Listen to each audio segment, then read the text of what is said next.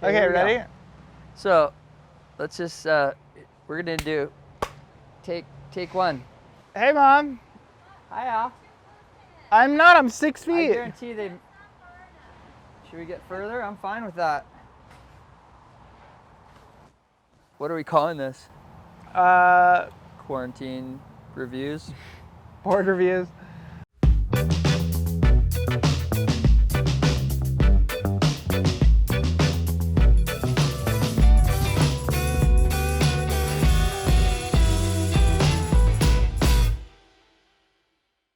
Here we are on the beautiful North Shore during the, we're not really gonna talk too much about the situation, are we? No, but I'd just like everyone to know that we took our precautions. Absolutely.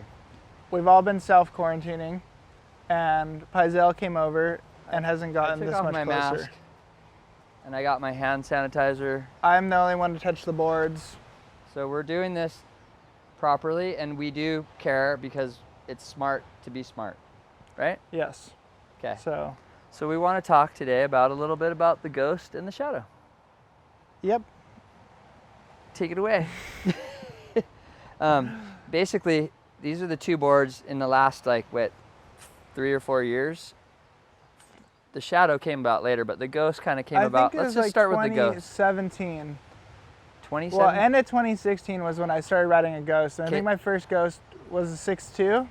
The very first ghost I remember, I made you a 6'2", and it was like, you've been a riding. barrel board. Yeah, you're like, I just am like, okay, this will be something fun for like backdoor. He'll be stoked. Yeah.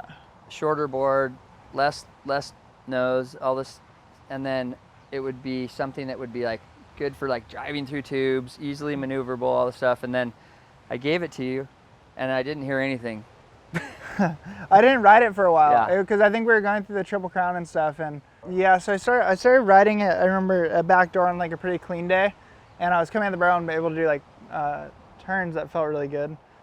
So I just started riding it a bunch. Then that day came along and I did a nice alley-oop on it. Yeah, that was sick. And I don't know, that was for me when that board, I was just like, whoa, this board's cool. Kind of for everything. Yeah, I remember I texted you, I'm like, what board is that? And Yeah. you're like, oh, it's that 6'2" you made me, like that weird, that whatever. Yeah. You know? It didn't And then, really, I don't even think it really had a name yet. I think the first one I made myself was gray. So I thought of like a ghost, like it was kind of gray or whatever. I don't know. You know me, I think of weird stuff. then I started riding it out here. That spot. And there's it's this big right by my house. And you can go as fast as you want on it. And I think because the tail is really thinned out and kind of narrow on the tail, is that when you kind of start drawing a line on it, you're not using your fin so much, you're kind of using more the rail of your board. And so you can really push as hard as you want into turns. And so for me, then it clicked. I was like, oh my gosh, like Margaret River, Bells, all these waves are going to be insane to have this board all on of a sudden tour. you start thinking about specific waves. You're like, oh, Yeah. that would be like Yeah. something you could do. Yeah. So the whole, like the basic thing of the ghost, the whole basic idea is that it came really from like step up boards. So that's why it feels so solid too, is like it came from the next steps, like those step ups, but instead of having like the narrow, longer nose with extra rocker in it still, I just basically chopped that off. Yeah. And left everything else the same. The rock, like the apex of the rocker is actually forward because I didn't move that. Like, so in other words, I didn't just shorten the board and move the apex back. The apex of the rocker is actually forward of center. The wide point was a little bit forward of center. And then that thickness flow, I left it so it has that, like the same thickness measure, like flow, but in a shorter space. So it has more thickness under the chest in that area. We were using it in the 6'2", and it was really good for bigger waves. I felt like able to push really hard, get into bigger waves on a smaller board because it has all that thickness under the chest. And then when we shrunk it down to a 6'0", that's when it really kind of clicked into. Yeah, well, the first event that was Margaret's, the first year I won it, when I was riding that was still the first 6'2", I think. Yeah, no, that was the board. Like you literally, that was the cool thing about that board. I always loved that, and like, is that it was like, oh, here's this one board, try this, and then you ended up winning that event. And like, and then people were like, your surfing in that event was you were so on, and then the board just suited it so well, and it was like this double whammy of like, you could just tell that like you had so much confidence in the board, and that even like boosted your just overall confidence in surfing. So Yeah. you're like, I'm just going to push a little harder and just Yeah, keep and then going. You know? and then we all started talking about riding that board in a smaller version, Right, and then right. we made it to a 6.0. I think. Yeah, we were talking about like bells and just different waves Yeah. down the road from that. And then I found one of my favorite like 6.0s I've ever had, and I think when it was at like just over kind of head high range with a little bit of power to it, those 6.0s were just so much fun. Again, it was kind of that same thing as that 6.2, but on a smaller scale, Yeah. where I could take off, catch waves really well on it, and then I could just go as fast as I want and just push into any turn I wanted to push into. And also for airs too, it had has like a really nice, like, I feel like a release when you go off the lip with those boards. Well, and then it also has that little bit wider area in the front, which gives you more stability because you tend to land, usually your foot's far forward. And if you have a really like thinned out, narrow nose, your platform, when you have all that weight in that area, is really limited. You know, you're like it's more like, whoa, this is kind of sketchy. Whereas on that thing, I think with the flatter rocker, wider area and thickness, it's like, oh, you land and you feel like, oh, this is something that like is going to support me and let me ride out of it easier. For sure. Bit, you know, the thing too with those boards is that when I was like that 6.2, I was kind of making that to replace like a 6.4 or even a 6.6 maybe at pipe, right? Yeah. So you're like shrinking it down.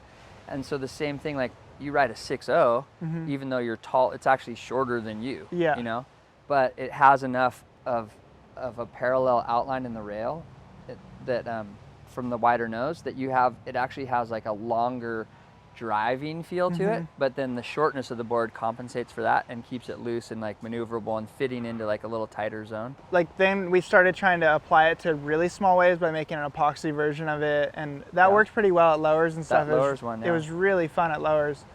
But then we started trying to go thicker with more volume, and I think even more recently I'm really coming to like the conclusion that the Ghost just likes to be a little bit of a smaller volume board. It paddles really well because it has that lower entry rocker. Yeah. So because people think of like, oh, I need this much volume to paddle good, but it has so much to do with the design of the board, how it paddles too. Yeah. Like if you have a ton of rocker, you're gonna need more volume because you're pushing water as you paddle. That board tends to let you catch waves easy and just paddle around in general, like a little bit easier. And so you can kind of bring it down a little bit. And then I think one of the most important aspects, and I'm sure you agree with the Ghost, is the thinness through the rail. The whole outline, like the thickness through the outline of the board is really refined. Because I know we've had a couple batches where it goes a little bit thicker. We've tried some with more volume, and sometimes they're thicker in the tail, and they lose that feeling of being able to really push into the wave. And I think that when you go to ride a Ghost, there's most likely going to be a lot of power to the wave. So when there's more power, you need less board, less volume in the board. It's funny, a lot kind of a thinner, knifier board. Totally. And once you're in the wave on a bigger wave, you don't want a big corky rail, and that was something I noticed a lot. In like the first time I really saw that was at Margaret River. People tend to make, once you get a thicker board, the rails get equally thicker, and that can be problematic. Which we've run into that problem a couple times when too. I've beefed up stuff, you're all, it feels slower. Yeah, it feels slower. And all of a sudden, like, you can't get the rail in and the board wants to lay flat. And the thing that, I think an important thing to understand when we're talking about this thing is like, we're talking about going fast on a wave. You're not talking about on a boggy wave. Like a fatter rail on a slow wave is fine. It helps you. It gives you a little extra, like, a little pop to it or whatever. But when you're going really fast, less is usually better. Because it's not going to fight you. It's going to set better. It's going to hold through a turn better, and it's going to feel like you can push against it harder without it wanting to pop out of the water. All boards feel good if they're going fast. So if you make a board that can go fast, it's going to feel good usually, unless it slides out or does something weird. All right, well, that's the Ghost. Okay, so the Shadow. The Shadow was kind of your thing. Well, here's what happened with the Shadow. The basic thing of the Shadow is this. The Ghost works so good, but then the Ghost has limitations. So it's like, and my whole point was like, hey, he loves this board. He's surfing really good on it. We found something that's really special. But how can we translate that when it gets like, the most common thing I was hearing from other people that were riding it was like, oh, once it's like under head high, it starts kind of being a hit or miss board. It's not the perfect board for me at all times. Well, I found that a lot too. And then even Ross was really pushing that too. Totally. Ross was like, hey, this board starts to get sticky on these waves. It has its limitations. Let's find a better board for this. So what I did to make that board, basically, if you take the Ghost, so I started with a Ghost. The changes are, just thinking like, okay, the whole foundation of a good surfboard is the rocker. Like that's your basic starting point. Is like if you change the rocker, you're gonna feel that change a lot versus like smaller changes in other things. So I kept that rocker, but then to improve it for smaller waves and give it more speed, I just put a little more concave basically between your feet. So like where you're standing on the bottom of the board, I added more concave, which really kind of straightens that part of the rocker through the center line of the board. I left the outline rocker just the same, but I added that concave, so that gives you like a little bit of like a little speed spot between your feet, which helps you with that glide. And then the outline, we pulled in the nose. I moved the wide point back a tiny bit, pulled in the nose a bit, and then added a little bit of nose rocker just through the last like 18 inches. So it has more curve in that last part, but not like a ton. So the really like effective part when you're on a wave is 12 inches or back more. You're not like when you're pumping, you're not really pushing on the nose. Yeah. So that, I left that the same, but then I added that little curve so that it fits into smaller waves, into a curvy wave too. So like as you come off the top, the nose is up out of the way a little bit more. It fits into like those little curves. And then we widened it through the tail and then put that little bump in it, which the Ghost has no bump. It's just a perfectly clean outline. Yeah. So I put that little bump into that squash tail, and that helps to break it up and give it like a little pivot point too. And then the wider pod, like the tail area, gives it more push and more glide and smaller waves too. It gives you a little something to push off of when you're going a little slower. It's giving you like a little pressure and a little squirt. Yeah. So that was my goal, was like, hey, let's make a board that's gonna work good as like a performance shortboard, but still have like the main like feel of the Ghost. Yeah, and it has a little bit fuller rail for its thickness too. Like I added a little bit more volume in the rail, not much compared to the Ghost. It has a little more volume. And then we tried recently, we've been working on all the higher volume versions of it. Yeah. And it kind of did the same thing as the Ghost, is the thicker we went and the more volume we went, the stickier it got with that bigger rail. Yeah. And we even tried to keep the rails the same on some of them, but just bump the middle up. Right. And I thought it was trippy how they just didn't fit as well in the wave. Yeah, you can feel that a lot. That thickness, just added thickness under your feet, I feel like is a big change for people. As far as the shadow goes, like what's the difference between, for you, like you're looking at the surf and you have a Ghost and you have a shadow sitting there, right? And they're both the same length too. That's interesting. Yeah. Right? So they're both 6.0s. They're both 6.0s. They're both the same size. They're both same volume too. Basically, I mean, they're very close. Shadow has a little more. A little hair more. Yeah. And I think Shadow's at like 30 maybe, and then or 29 and a half, or it's within a liter, but it's somewhere up there. Yeah, his boards are basically like a Ghost is pretty much, his favorite Ghost is 29 liters right now. No, 29.7. 29.7? I think that's 29, but maybe 29. We'll see. 29. I lied. Shaper knows.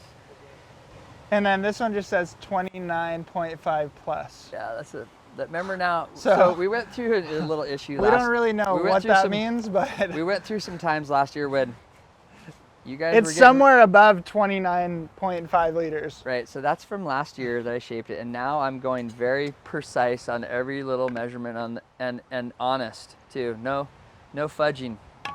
There's a little time when I had to fudge a few things just because he wanted a certain number, but if I gave him that number, he didn't like the boards. So we had to work backwards from that. Anyways, now everything's above board. I write the right stuff. So that one's half a liter plus bigger, which is really, I think it's really like 29.8 almost, or something like that. So yeah. But anyways, so we're right in there. I think in super simple terms is I ride the Shadow pretty much everywhere up to head high. Right. And with the medium large fins, you can use any kind of bigger fin that you like. Everyone's got a personal preference. Right. So you use a bigger fin with the Shadow up to head high. Right at the head high mark, you can kind of start riding the Ghost depending on where you are. Like here in Hawaii, head high has a lot of power to it. California head high has less power, so you're probably going to stay on the Shadow. Right. But you could switch over to the Ghost. Like a Shadow, you could basically ride in California no matter what. Yeah. Like unless you're surfing some like sucky reef or something else. But as far as like day to day, pumping trestles same or with like whatever, Gold Coast too. Like you can ride the Shadow pretty much no matter what. Right. But then once it gets that head high mark and kind of over, I switch to the Ghost, especially here in Hawaii, and with the smaller fins. You have to make sure you ride the smaller fins in it, otherwise with that really thin tail, the really thin kind of pin on it, it's going to get too stiff and it's going to be really hard to turn. Yeah, it'll be a disappointment. Yes. Okay, questions? Hit us with some questions.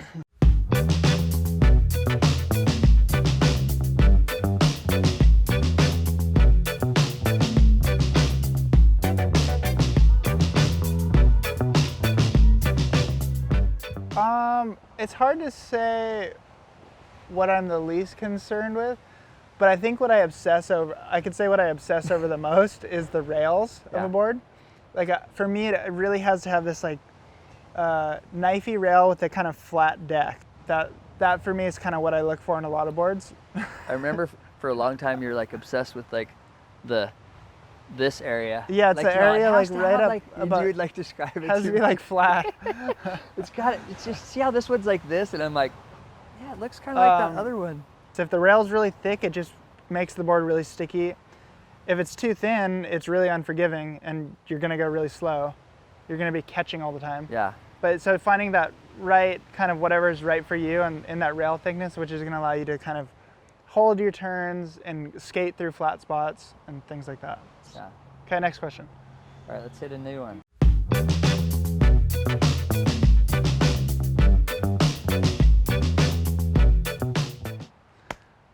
No? I don't think so. I think usually we kind of settle in on 2 boards, the very beginning of the year, 2 or 3 boards. A lot of work goes into the Designs. boards design before snapper starts. So we'll spend like February and March between here and going to the Gold Coast and kind of back and forth. We go through tons and tons of different kinds of boards. I've seen you, the way that you like to prepare basically is like, we want to know at the beginning of the year that like you're set.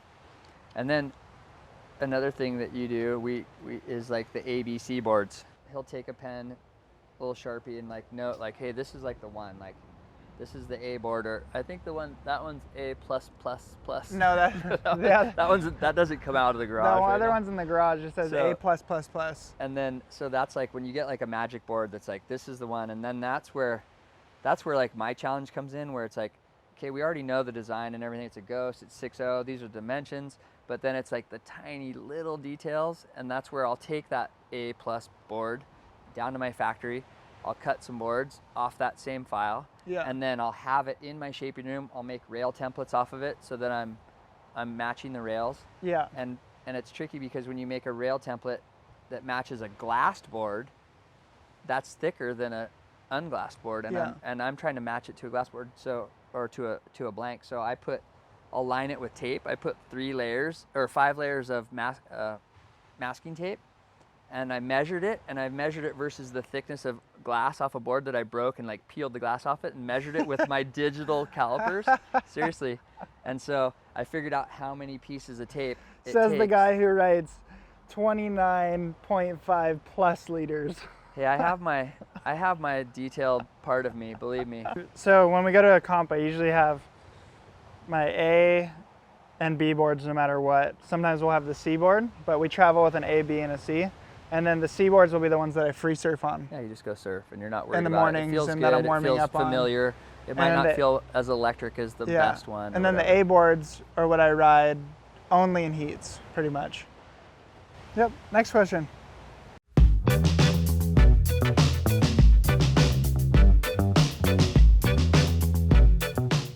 That is a no.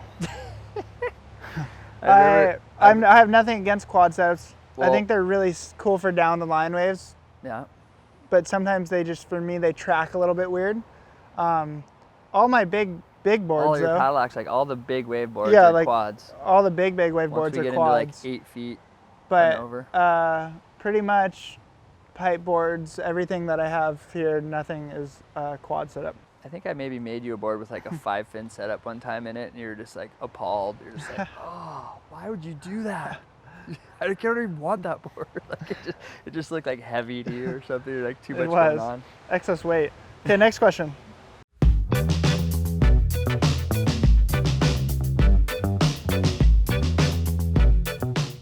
The majority of John's boards over the last like probably 5 years, maybe, is Brian King, who's a glasser here on the North Shore, and he's a real talented guy, and he's very some might call him a little bit crazy when it comes to glassing and the details and the things that he looks at.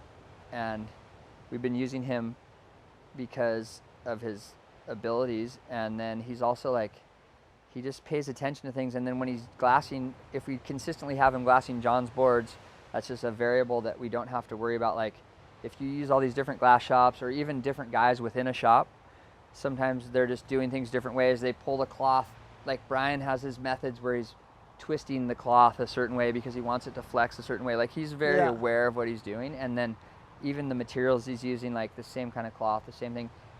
And if you know glassers, they've done it for so long that they just do it specific ways over and over again. So they're almost mechanical in a sense. Yeah. And so if you use one guy and he does things that you like and you keep using him, you're gonna have a better chance of having like that, getting closer to what you really want each time. And he also does, I said before, but he does start to finish stuff. Like, so he routes the boxes, sticks the fins in. He has his angle that he's putting those fins for every one of your boards the same. And then he's using the same cloth. He's sanding the boards, and he knows he'll come in when I say I have a good board that you like. He'll come to my shaping room and check it out and like feel the edges that he's sanding those edges back in there. He'll feel them. I've even gotten boards back that he's like, let me just borrow this and look at it. And there'll be these weird pencil marks like going around the edges back in the rail where it transitions from like soft into that hard edge, so that he can just see it. Like he'll draw a pencil line on it so he can like look at that thing and how it, like how far it's tucked, and pretty wild. But so Brian King does a lot of that for us. Moving on, next question. Bless his heart.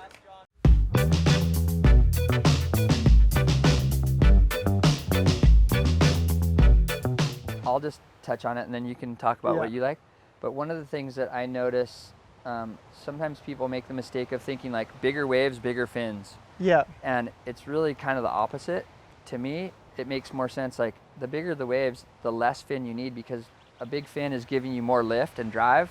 But when you're surfing like a powerful, bigger wave, you're already getting your drive out of the wave itself. Well, I think it's that way across the board. The bigger the wave, you just want less surface area on a surfboard. You want less surface area on the fin. You want thinner fins. Everything wants to be knifier to be able to hold on because you're going so much faster. Absolutely. And the only reason, you know, on the big guns that they're so thick is because you want that paddle power. But as you see, like Nate's new guns have a step deck, so he keeps that really thin rail, but having that paddle power to lay on. Yeah. That's our new experiment. We just got to get him to ride them. Yeah. We just need some waves. It's a little late. So what fins, like riding your Ghost, what do you like to ride? I use my older medium future fins. Right. And they're kind of flexy a little bit, or are they pretty stiff? They're the Tech Flex technology. So I think it's got carbon with honeycomb in the middle, and then another carbon strip on top, which keeps it a little flexy through the middle. So it has a stiff base and then a little bit of flex in the middle, so it has a little bit of like squirt to it. Yeah, but they're pretty stiff. But it has a drivey feel. And the thing that I noticed the most about them is the first versions where they have a really thin leading edge, really sharp leading edge, which for bigger waves I feel like is a huge difference. Then if you have a blunt leading edge, the fins tend to cavitate and you'll start sliding more. Yeah. Where if you have that really sharp, tapered leading edge, your fins aren't going to it's cutting. You're not going to cavitate as quickly. And I mean, if we were to look at the two different sets of fins, like the ones that are a little bit with a blunt edge, then people will be like, "You're tripping. Yeah, you you're can't talking feel like that." micro little. But things. when you're going pretty fast on a wave, and I think when cavitation happens and the fins break free, then I mean that happens a lot. Or even if the front edge isn't super sharp. Totally. I think a really good way to think about fins is like airplane wings. Yeah. And so if you're flying a Cessna, they're fat. Their wings, like the foil of the wings, like we learned a lot from foiling too, like looking at foils and what they do, right? And like a fat wing on a Cessna, that thing starts taking off going like 70 miles an hour. It's going up in the air, right? But if you look at but it tops out going 120 miles an hour or whatever, right? And then if you look at like a fighter plane, they have these flat wings that are small and they're tiny compared to how big the plane is and everything, right? But yet, and so they take longer to get off the ground, but then they're super maneuverable, but they need to be going faster and they feel good, but they couldn't attain that speed with a big fat wing. Exactly. So that's a fin's exactly the same, and like a foil, like for foiling, it's the same kind of thing. Yeah, the faster you're going on a foil, the smaller foil you want, but you can't go fast. slower you're going. Yeah. smaller the wave. Yeah, so bigger it's the pretty foil. simple if you envision airplanes.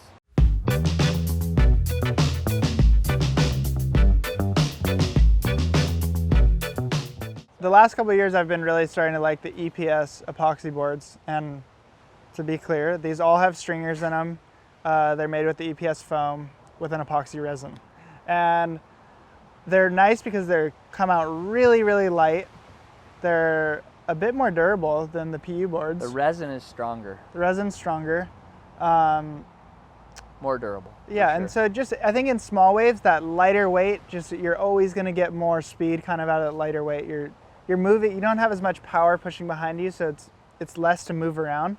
But you really have to find the right board that you like in epoxy, because epoxy is such a specific feeling that, like, here, you know, I'll ride an epoxy. Like lately, I've found some epoxies that I really like, and I'll ride them up to like shoulder kind of high waves just for fun.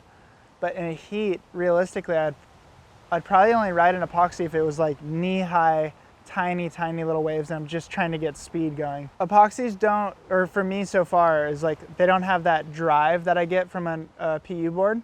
And so when I'm on a normal board, I get a lot of drive out of the turns and stuff, and I can really push hard. Sometimes the epoxies, I don't know if it's the weight or the way they're flexing, but you can't really get the thing to really just dig into a really kind of dig the rail I think once and you drive like, through a turn. I think once you have a little speed and you like engage into a turn, a little bit of weight is just gonna swing you through that more. Yeah. It's like swing weight where you're like, oh, this Yeah. is gonna follow through. Whereas like if a board's too light, you have to like keep pushing. Yeah, against sometimes it just feels like you can't get the rail into the water as much as you'd like to. But on Right. small waves, that's not even a thought, because you're always skating on top of the water more or less. Okay, next question. Okay.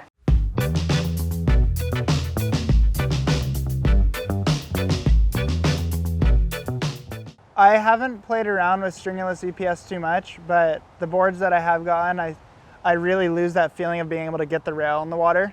And so I'm thinking it has a lot to do with the flex of getting that drive of a board to go through a turn. And I've been riding boards with wood stringers my entire life, so it's just something, whatever you're used to, You're you so know? accustomed to like that normal board feeling. Yeah, It's like, exactly. So if you ride a board without a stringer for a year, you're gonna get used to that, and you're probably gonna be able to surf it really well.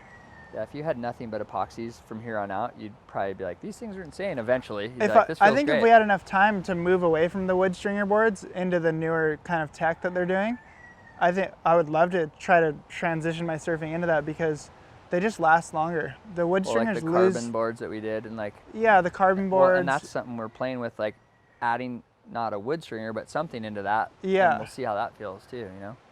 Because what happens with the wood stringers is, like, even if you keep the board together without breaking it, after about, a year, it loses its flex The more after it flexing flexes, so many eventually times. it's just wood. And then all of a sudden you go surf it one day and it feels dead. It's kind done. of. It's finished. So, yeah.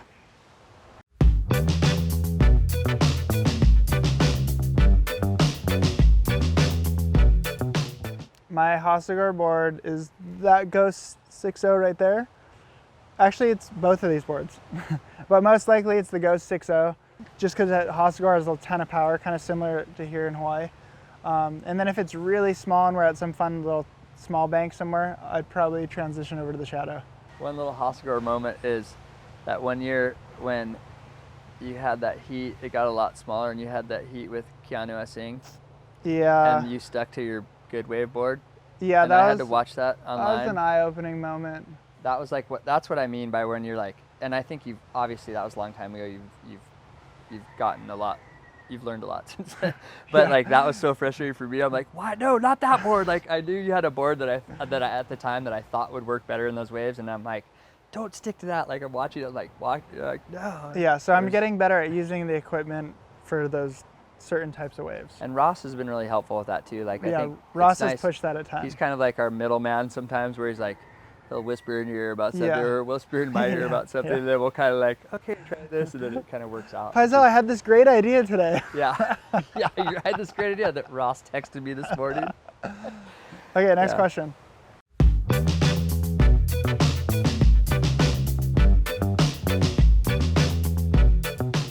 Since I was 20, oh yeah. The first thing to think about is volume. When I was 20, I was so stuck to riding these boards that were so tiny. I have some of the boards You around. pick those up, you're all. And I pick it up, and I can't even believe I rode those boards. They're like 26 liters.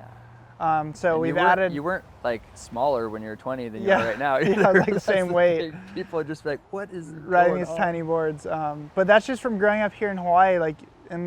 Goes to the point we were talking about earlier, where on more powerful waves, you don't need as much literage. Like if you can paddle into the wave, then it feels good to have a small board on a bigger wave. But as soon as you start spreading out and going to different waves, slowing down, then you just need to have more literage. And so the boards now totally different designs too. Are a lot more forgiving. The ones before were really, really narrow, not a ton of width in the nose, really hard hips, I feel like, back towards the tail. Yeah. Overly refined, basically, is how I would describe it. And overly, like, they're fine, but they're like so specific. Yeah, like you needed a specific situation for them to work really at their best. So these boards work through a lot more different situations. Helicopter timeout.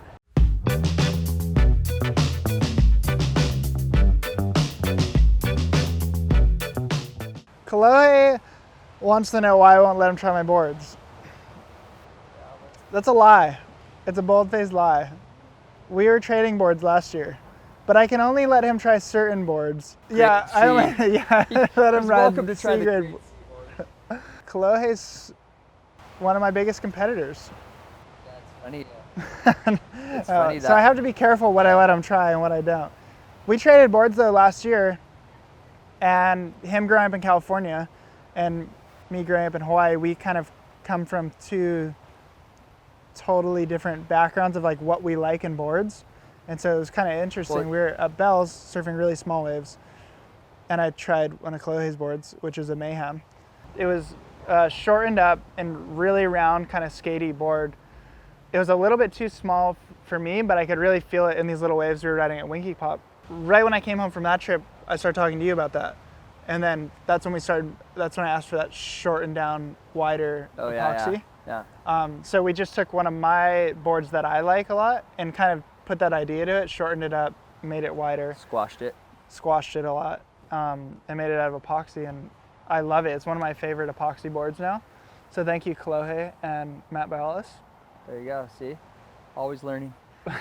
Well, one of the funny things about you two is like you've both been with your shape, like the boards, like Matt's boards have been so, Kalohe's surfing and Matt's boards have like grown up to, you know what I mean? And the same with us, where it's like, so like. But on two totally different types of power super different waves, waves, yeah, totally different waves.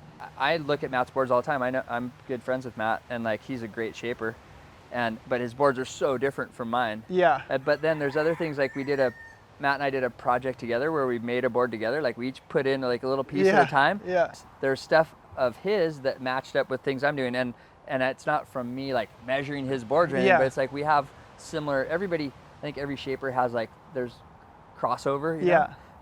But the way that you guys grew up was like you rode my boards, and so my boards have been like tailored around your surfing, and then your surfing's been tailored around my boards a little bit. You know, like they've driven each other. Yeah. And the same thing with Kalohe for sure. With Matt is like he's made changes to his boards to help Kalohe or to listen to Kalohe, and I've done the same thing. It's kind of cool. So yeah. Wrap it up. All right. That was it. We'll probably do more of these since we have a lot of time on our hands. Hope everyone's safe and social distancing. I promise we're social distancing. Air knuckles. We're keeping it safe. And everybody stay safe, stay healthy, and thanks for, listening, watching, and whatever. Shoots. Subscribe to the link up here. Swipe up, subscribe now. Thanks for hitting 57,000. I'm just trying to hide the weird like pizza stain I have right here.